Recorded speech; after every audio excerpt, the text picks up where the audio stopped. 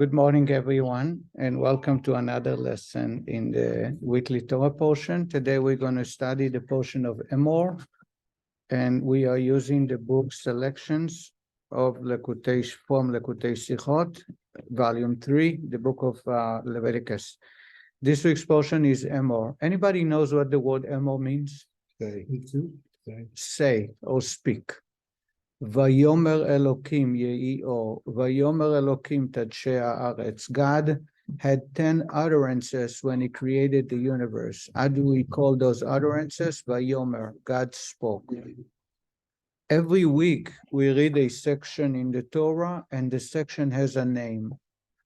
We have no idea who put the names, but we know, and some say it may be not even Jewish source. However, those who named the portions knew full well, had a much deeper understanding to the Torah than we can imagine. In fact, there are some portions that there is a dispute about the names. Usually the name of the portion would be the first word or a word in the first sentence, line. Like in this week, Vaydaber Hashem el Moshe lemor, Emor el kohanim. So the word Emor, the name of the portion, is the sixth word or the seventh word, yet it is undisputable the name of the portion. Some portions will have different, some will dispute the name. This week's portion, there is no dispute. The Rebbe is going to talk about the idea of Emor, speak. The idea of speak in general must be a commandment by God for us to speak. And the rabbi wants to address what speech is there that it is a mitzvah and serving God. This is what the rabbi is going to ask us. So I'm reading. The word Torah shares the same root letters as the word hora'ah. Hora'ah meaning instruction. The word Torah, why is the 5 books of Moses called Torah? Why the oral Torah called Torah? Because it's the same root for the word Hora'ah, which means instruction. The Torah is eternal, not only as an abstract truth, but also as instruction. Accordingly, as mentioned many times, every concept in the Torah is a lesson in divine service applicable to every Jew at every time and in every place. Torah is universally important and impactful for every Jew at every generation and in every place they live.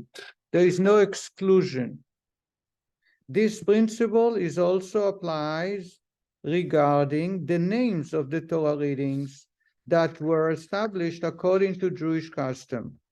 For Jewish custom is itself considered as Torah, an instruction or a teaching.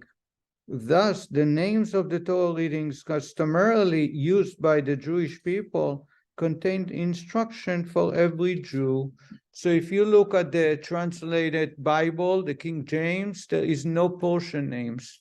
But if you follow Jewish tradition, every single book must have the Torah portion. Even though the 5 books of Moses, the way it's written in parchment, in the Torah that we read, that take out from the ark and read on Shabbat or in public holidays, do not have names of portions, do not have chapters or verses, but this is the name of the portion, is established tradition by Jewish people, therefore it must have a lesson. This concept also applies to this week's Torah portion, which, according to Jewish custom, is called Parshas Emor, the portion of Emor. True, the verb Emor meaning say has an object, as the verse states, say to the kohanim. However, since the Torah reading is only called Emor, not Emor ela kohanim, the word Emor itself serves as an encompassing direction applicable to every Jew. The next 2 words after Emor is Ela Kohanim, to the Kohens, to the priests, meaning it's segregated to a group of a tribe, one tribe among the Jewish people. However, the name of the portion is not Emor Ela Kohanim, the portion is Emor, meaning speak. and there is no limitation, not just for kohanim, but to every Jew. Explanation is required. Emor employs the command form, implying that not only is one permitted to speak, he is commanded to do so.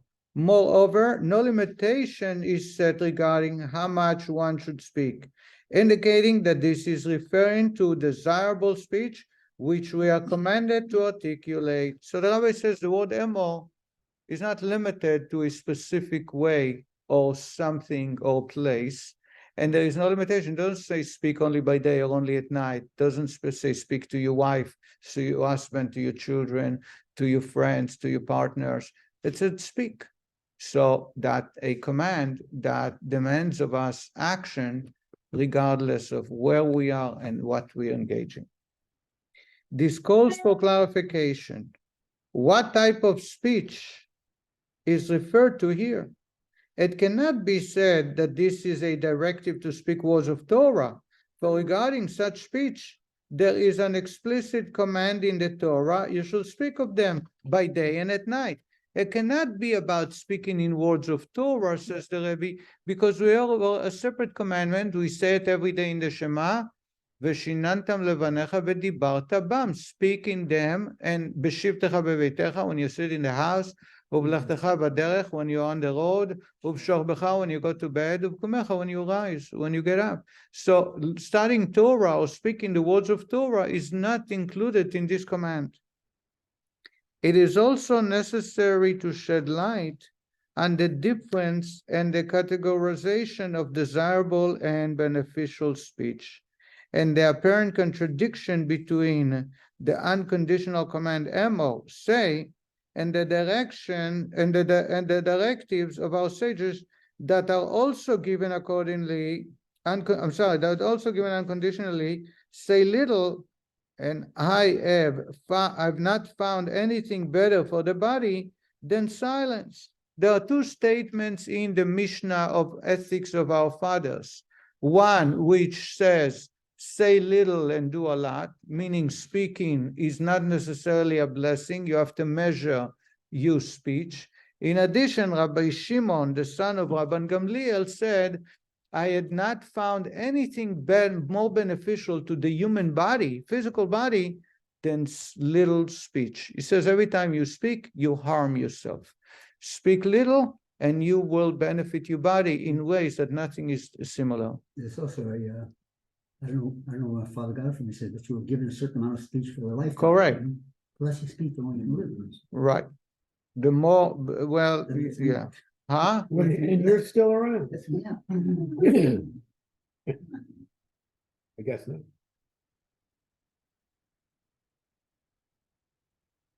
Now, note that after quoting the teaching, I have not found anything better for the body than silence, Rambam states, similarly, regarding the words of Torah and words of wisdom, a person's word should be brief but rich in substance.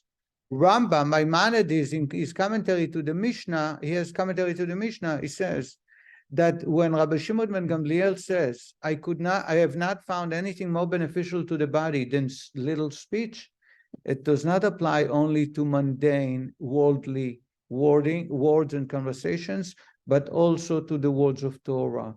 That from here we derive the idea that when you teach Torah, make sure it's concise. It's full of content rather than what I mean and explain and over-explaining and explaining over, because we need to use our speech very, very measurably, be very strict about the use of speech.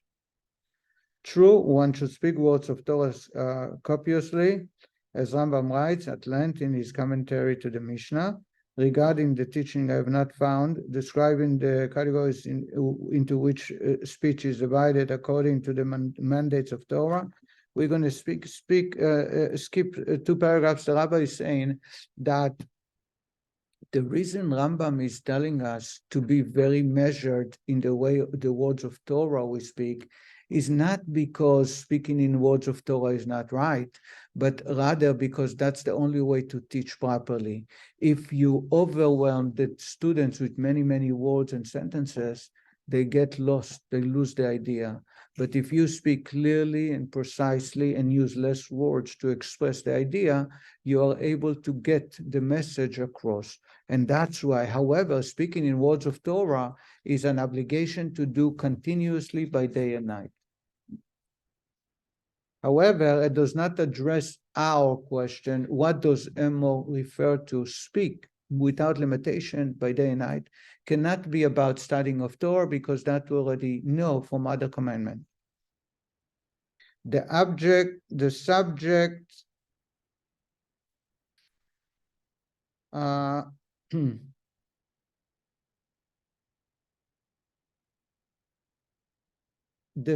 we are continuing number 2, page 364.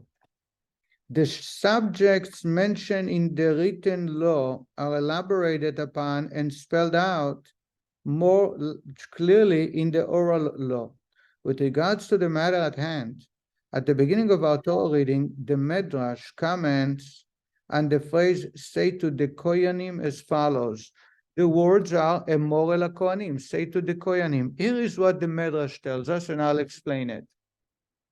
The words of God are pure words. Is this an exclusion implying that the words of mortals are not pure words? It is the way of the world that when a mortal king enters a province, all the citizens of that province praise him. If their praise is pleasant to him, he tells them, tomorrow I shall build for you a public pools and bathhouses. Then he falls asleep and does not rise, meaning he died. Where then is he? And where are his words? This is not true of the Holy One, blessed be he. Instead, as Scripture states, God is the true Lord. In what way is he true? Rabbi Abin replied, continuing by quoting the continuation of the verse, he is the living God and the everlasting King. Did you understand what the Medrash said? No? A little bit? Yes. God's words are ongoing forever. A mortal person can just fall away. Conditional. Very good, you got it. So the Medrash says, imagine a king comes to visit. Everybody is going to greet him. Everybody is praising him. Everybody tells him how great he is. The king is in a good mood, and he says, tell me what you need. And the mayor says, we have no swimming pool. And some of the HOA people say our fence is falling apart. And the Chabad rabbi says we need an A-roof. And another one says we want to have more sidewalks and more lights. And the king says to his scribe, to his servant, write it down. And the list goes on and on and on and on. Give us a break of taxes, next year. And the king says, you made me happy. I'm going to make you happy. It's all done. I'm going to the palace. I'll instruct my ministers. My finance minister is going to send you checks for every one of those projects. No meetings, no second meeting, no votes. It's all done. And the next day, the king does not wake up. What happens to all his promises? GMG, Gornish mit Gornish. Nothing. But when God speaks, it's lasting forever. And that's the verse in Psalm says. The verse is, God is a living God, and we are mortal human beings. So therefore, we are very conditional. It all depends if the king is going to be here tomorrow. Otherwise, you cannot rely on the promises. When it comes to God, you can rely on the promises. So in other words, we see the distinction between speech that applies to God versus speech that applies to mankind. In addition, the next paragraph, the Rebbe brings up that there is another distinction outside of what the Medrash says, and that is, by God, speech itself creates. As we see in the creation, God said, and it was created. God said, let us make man. A man was created. Let us make beasts. Beasts were created. Let us make grass. Grass was created. Let the earth show up, and the earth was revealed. In other words, it was all about speech.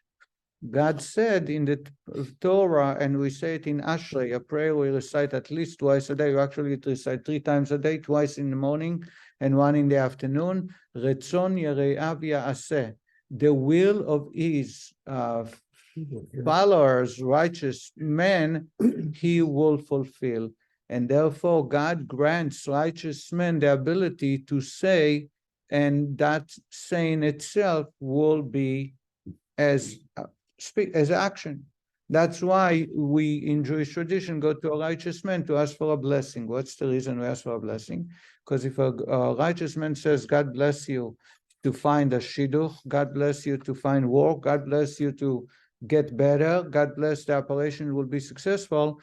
Hopefully, if he's a God-fearing person, God will grant the wish of the righteous man, because God gave the righteous man the power of speech that is similar to God himself, the ability to perform action. That action is the results of their speech. So far, what the rabbi is making is to show us the power of speech, that speech should not be taken lightly. And in context of speech, we have already had long discussions. We are about to engage into the idea of Emor, the idea of speech, that God is demanding of us to continually speak. And it cannot be about Torah words, because for that we have a commandment that is applicable all day and night.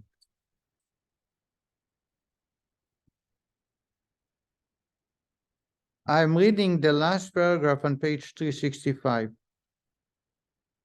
What type, the one before, what type of speech is implied by the above statement? The answer is reflected in the continuation of the above cited Medrash. The Medrash continues with a story. I'm going to read the story and explain and expand on it. We find that in King David's days, there were children who, even before they could experience sin, they were minors, knew how to expound upon the Torah, presenting 49 reasons for declaring an article impure and 49 reasons for declaring it pure. They were such deep thinkers and great scholars, minor children that are 7, 8, 9 years old, that they would come up with 49 reasons to tell you why this vessel can be pure, and 49 reasons why to say it's not pure. In other words, they delved into the Torah so deep that it was far beyond what we can comprehend. For declaring it pure, King David would pray for them, saying, it's in the book of Psalms, you, O God, preserve them, meaning you, O God, preserve the Torah in their hearts. Guard them from this generation. That's what it says in the book of Psalms. Guard them from their generation. They are minor. They didn't taste sin yet. Yet the Medrash continues, despite all this praise, in other words, they were very holy people, children that were able to study Torah deeper than anyone can today. They would go out to war and fall in battle.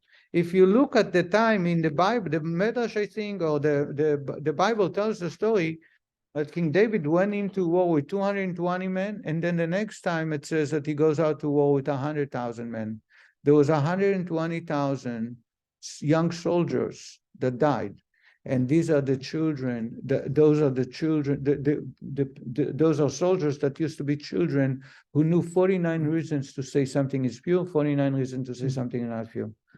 They would go out to war and fall in battle. Why? Because there were malicious gossipers among them. They would fall in battle.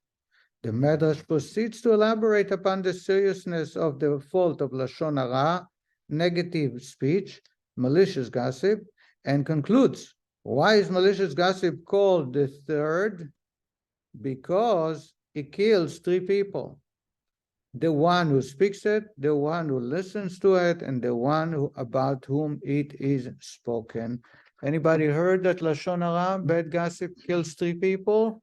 God will destroy 3 people, the one who talks, the one who listens, accepts that, and the one whom they are talking about. And there is a particular story in the Bible about a man who listens to the words of his wife. Anybody knows the story? Listen to the word of the what? His wife. No, No? No, You're continue. talking about Korah? No. There is a story in. No, it's in the Medrash, I think.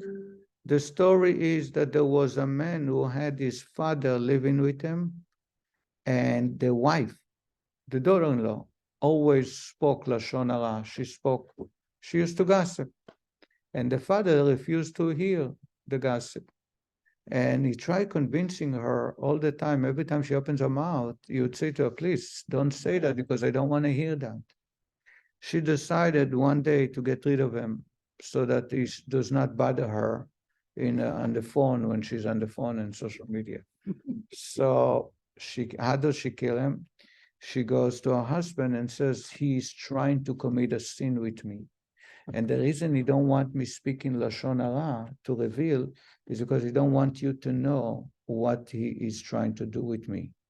So he said, sure, are you sure? She said, yeah, why don't you hide in a closet and I will prove it to you.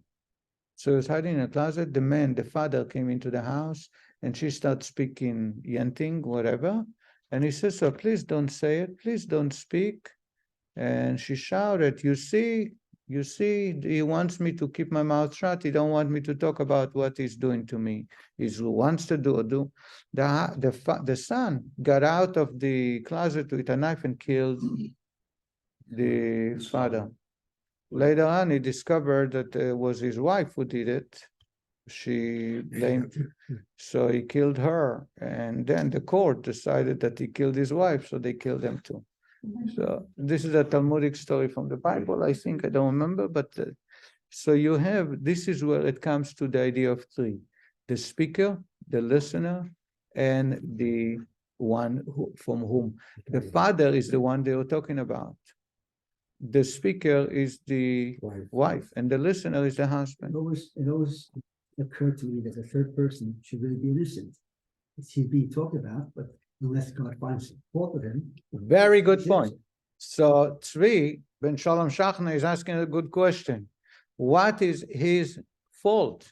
The listener, we understand, actually is worse than the speaker. That's what it says. The listener is acting worse than the one who speaks. The speaker, the listener, you can fault. But the one of whom they are speaking about is not even aware of it. Yeah, but he committed whatever it was they're speaking about. It's true. He did not do anything wrong. It's true.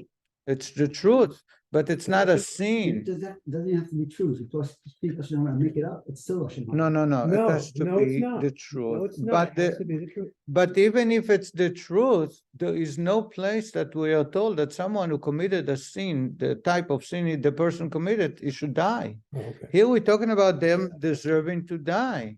And we see those young men that were extremely special, yet they did punished by dying in a plague. How is it they died in war? How is it possible that the one that you're speaking about should be punished in such a way, severe way? The Rebbe is going to address this. This is one of the points. I didn't read it far enough. All right. And you wouldn't find it either, but More homework. I'm almost there. from this, we can understand that the converse is also true. Positive and desirable speech that is motivated by the instruction of our Torah reading, Emor, that is, the very opposite of Lashon Hara, speaking about another person in praiseworthy manner, also has an actual positive effect. Says the Rebbe, and the Rebbe is going to explain it in great details. Says the Rebbe, when it says Emor, the name of the portion, it teaches us a lesson, which is speak positive about somebody else. Find ways to praise the person.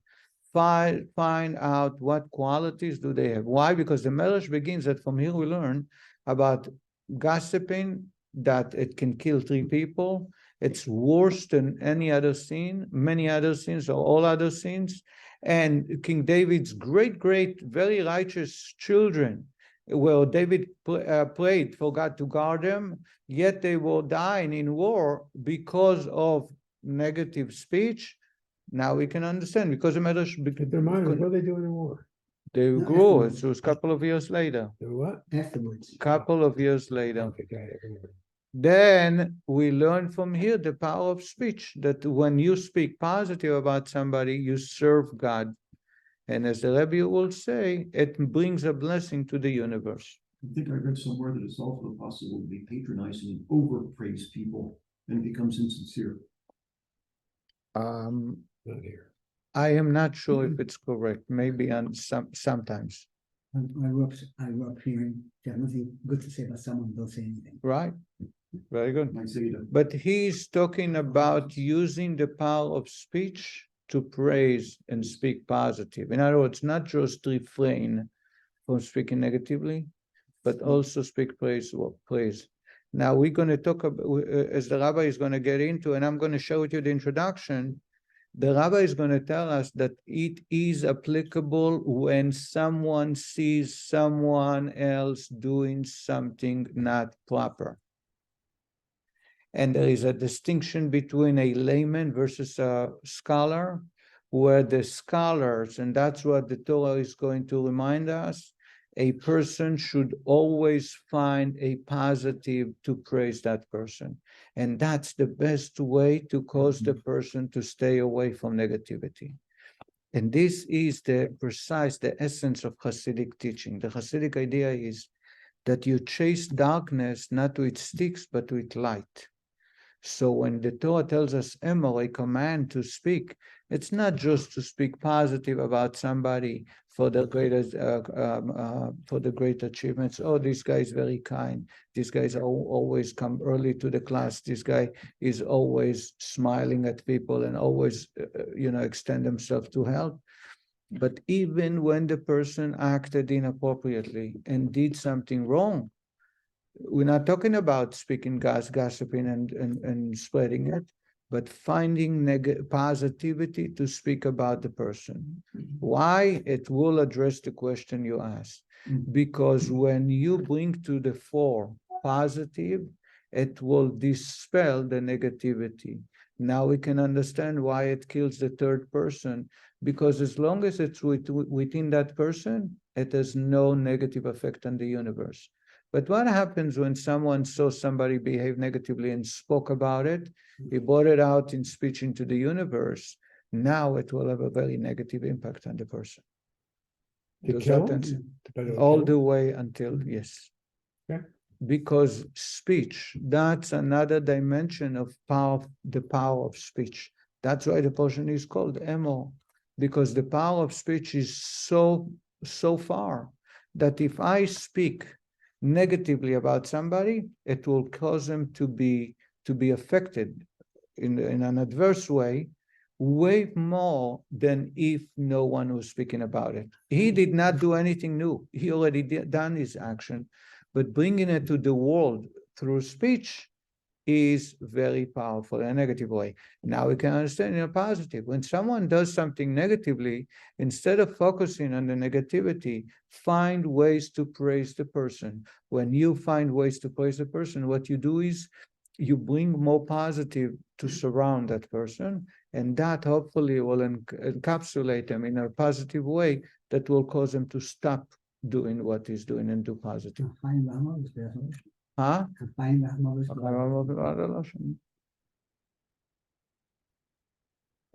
Now let's study. The Rebbe finds it in Rambam. The above concepts can be clarified based on Rambam's teaching in Hilchot Deot, in chapter 5. By the way, we had a class on Tanya this week, and you were kind of wondering about the ideas of very esoteric ideas about behavior that is not from the holy side. Rambam, Hilchot Deot, the laws of knowledge, of understanding. Here, the rabbi is going to use chapter 5. Next Monday, we're going to talk about chapter 6, and I'm going to read from Rambam, who speaks exactly the same words as the Alter Rebbe. So it's not esoteric, it's not just Kabbalah. Kabbalah explains you the engine behind it. Why? But the behavior and the effect of the behavior when it's not for God's sake is in Rambam. And the reason I say to you, because I just studied it. We just finished, we studied the Rambam. I studied it just the day after on Tuesday, Wednesday. So we'll see it. No, so don't miss next Monday. Okay, I'll try my best. Rambam's teaching in Chod Deot in chapter 5, when speaking about the manner at which a Torah scholar should speak, he writes, he speaks favorably of his fellow man and does not denigrate him at all. Later in chapter 6, he writes, it is a mitzvah for every person to love each and every Jew as himself. As it is written, love your neighbor as yourself, therefore he must speak favorably of him. So we have, in chapter 5, he described the acts and behavior of a scholar. In chapter 6, he described the behavior of every person. Yet in both, seemingly, the commandment is to speak favorably about a fellow man. Explanation is necessary. What is Rambam's intent when saying that a Torah scholar should speak favorably of another person? Since, as stated in chapter 6, this is an obligation and a mitzvah incumbent on every Jew. It's a mitzvah for every Jew, as we studied in last week's portion. Ve'ahavta l'reacha kamocha, love your fellow as yourself. Therefore, why must it be stated specifically that a Torah scholar must speak favorably of his fellow man? In chapter 5, he's talking about scholars. It's not just scholars, it's every Jew. And therefore, chapter 6 has already covered everybody, including scholars. The following resolution could be offered. There is a difference between the two laws stated in these two chapters. In chapter 5, Rambam is speaking about the laws and obligations incumbent on a Torah scholar that relates to a scholar himself and reflect his personal character. As he states in the beginning of this chapter, just as the wise man can be recognized through his wisdom and his temperaments, and in these he is unique among people at large, so too should he be recognized through his actions and his speech. In other words, in this chapter, chapter 5, Rambam is speaking about the character traits that set apart a Torah scholar, distinguishing him as unique among people at large, as reflected in the conclusion of the chapter. He says, whoever conducts himself in the above manner, performing all these and similar actions of him, it is stated, God said to me, you are my servant Israel, through whom I will be glorified. Since the person is a Torah scholar, he must conduct himself in a manner that reflects his refinement in all the 10 types of behavior that Rambam mentions in that chapter, so that all of these actions are exceptionally becoming and befitting. Then all people will praise him and love him and desire to emulate his action. In the way he sanctifies God's name. Did you understand what I just read? Scholars apart. The scholar has different restrictions and different lifestyle, and he's mentioning 10 traits that are unique to a scholar. It's not just on every Jew, because every Jew don't have to be at that level, but a scholar must follow those 10. One of them is that he's always speaking favorably about a fellow Jew. However,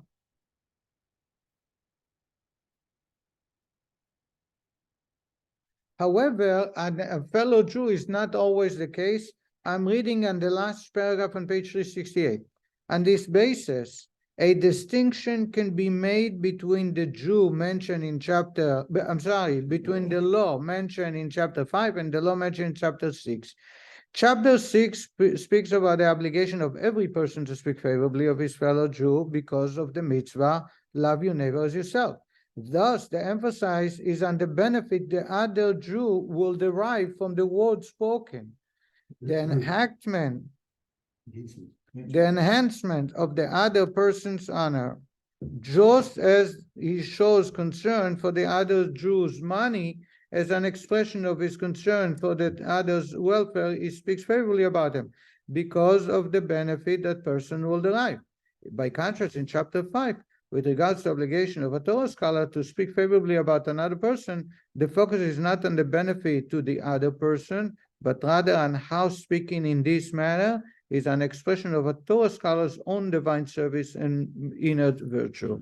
And also that in this way, he brings honor to God and sanctifies his names as stated above. So what the rabbi is telling us is the rabbi's explanation.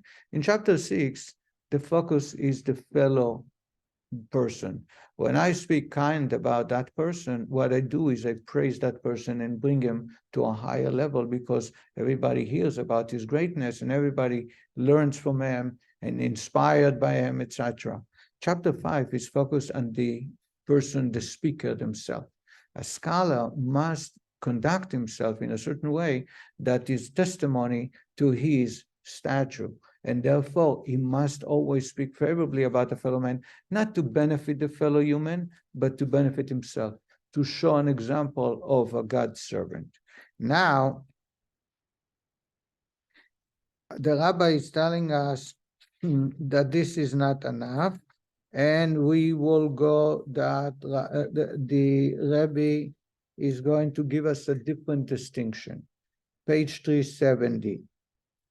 To explain the above, in chapter 5, Rambam mentions a Torah scholar speaking favorably as a continuation of his quote of the Mishnah in Pirkei Avot, in Ethics of Our Father, judge every person favorably. Thus, it is possible to say that in this halacha, in chapter 5, we're talking about scholars, Rambam is speaking about a person who one must endeavor to see in a positive light, that is, a person who has conducted himself as an undesirable manner. However, because one is a Torah scholar who conducts himself according to the directives for piety contained in Pirkei Avot, he judged them favorably. In other words, says the Rebbe, we can just make a different distinction between chapter 5 and 6.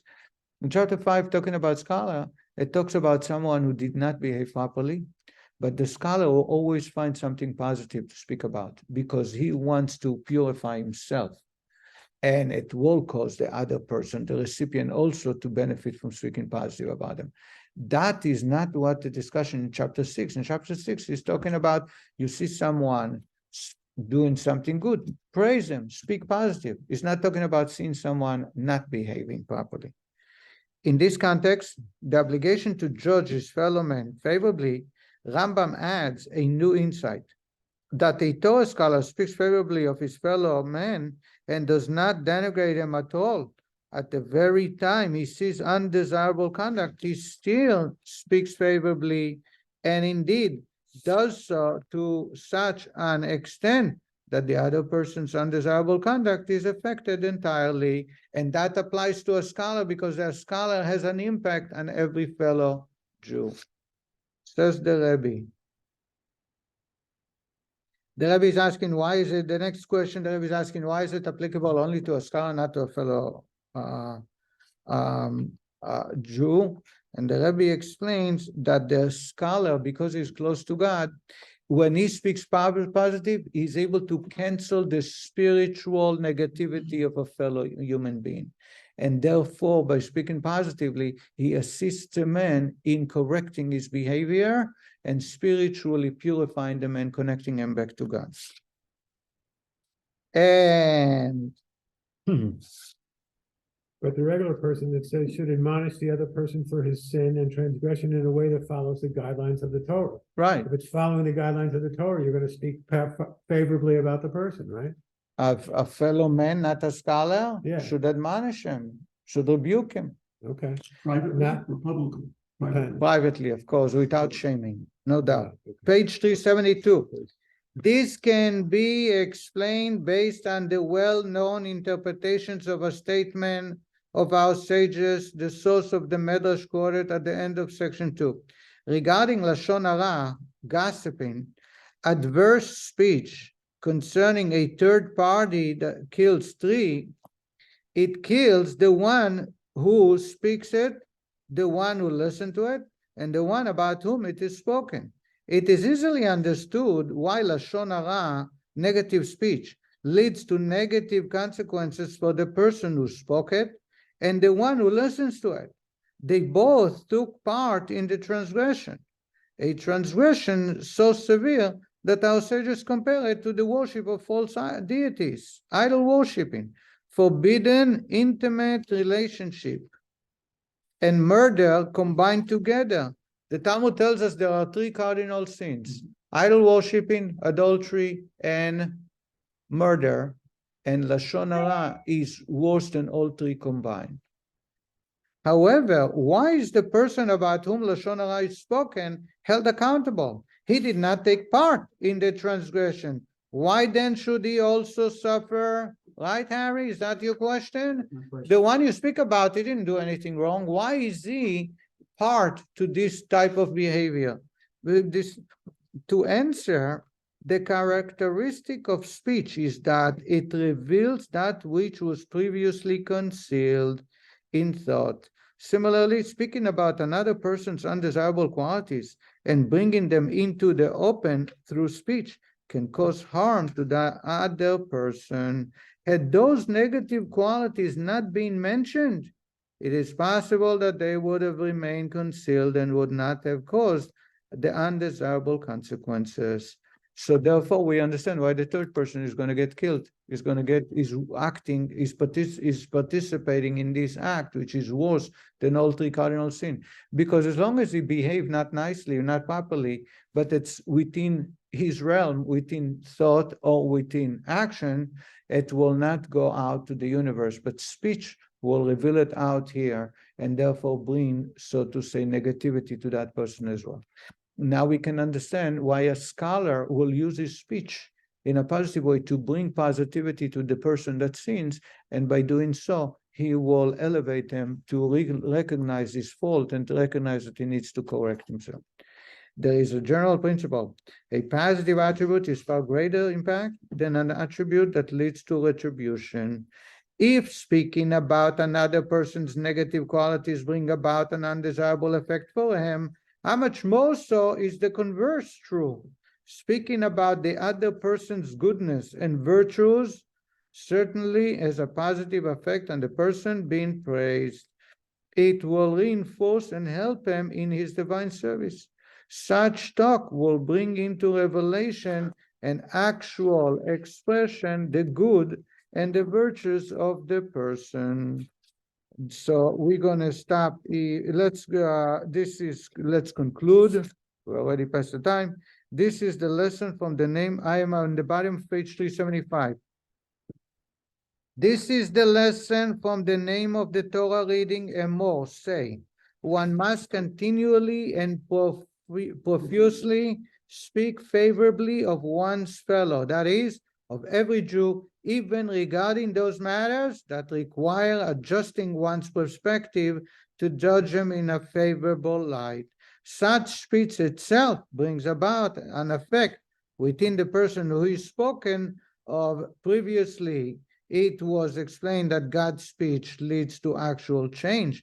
When a Jew speaks favorably about his fellow, it brings about similar developments, revealing the good line latent within that person. So says the Rebbe, this is the idea of Emor. Emor, the name of the portion, reminding us that speaking favorably and positively, even about someone who is not behaving properly, or someone who has committed a sin, we find ways to praise the person and speak good about them. What it does is allow them, brings out to the fore their positivity, their greatness, and that will assist them in realigning himself in God's way. But that third person isn't being spoken about. Right. It brings out. Well, in the negative it doesn't. In a positive, why not? In a positive, you can tell the Well, person. you may hear about it, but when you spoke about the third person, Why not? Why not? You don't need a third person. You can speak to the person himself, a second person, about himself.